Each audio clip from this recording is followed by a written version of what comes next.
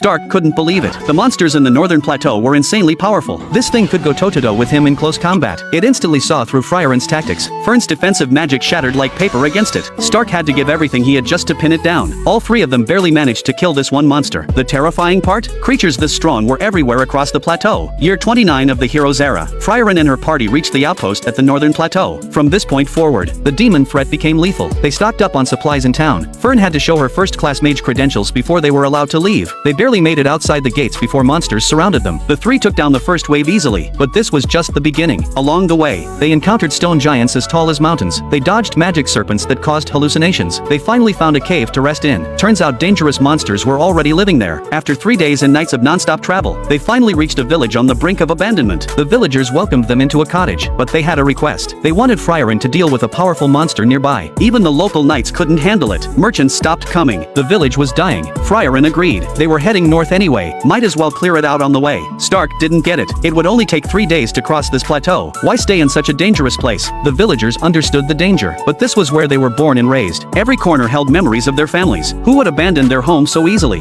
The next day, Feren's party set out. Suddenly a horse came charging toward them. Broken reins dangled from its back. Someone nearby had been killed by a monster. That monster was their target. The monster charged at them with its sword. Stark used his agility to dance around it, but the monster was stronger. They kept switching positions, and Feren couldn't get a clear shot. The monster wound up and slammed its sword down at Stark. Stark barely blocked it, but the pressure was crushing. This monster was stronger than any opponent he'd ever faced. Feren flew into the air looking for an opening. The monster straight up jumped after her. It gripped its sword with both hands and smashed Feren into the ground. Fern launched ranged magic attacks. The monster's movements were too agile. It dodged everything. In an instant, it closed the distance to Fern. The defensive barrier Fern threw up was as fragile as thin ice. Stark rushed in just in time to shield Fern from the blow. The monster tried to finish them both off. Fern raised her defenses, but they shattered instantly. Feren, hidden in the trees, seized the moment and sliced off the monster's arm. Did it spot her? The one-armed monster grabbed a tree trunk nearby, trying to knock Feren out of the tree. By then, Stark had recovered. He grappled the monster up close, locking it down so it couldn't move. Feren took the opening and finished it with one strike. Stark avoided serious injury thanks to Fern's protection, but after this fight, he realized he wasn't strong enough. Feren said the monsters ahead would be even stronger. Stark suggested taking the sea route. Spending more money beats dying. Feren suddenly smiled. She'd said the exact same thing to Himmel back in the day, but that's exactly why they chose this route, because it's dangerous. The Northern Plateau is home to many people. A hero doesn't just protect their own homeland, they protect everyone's home.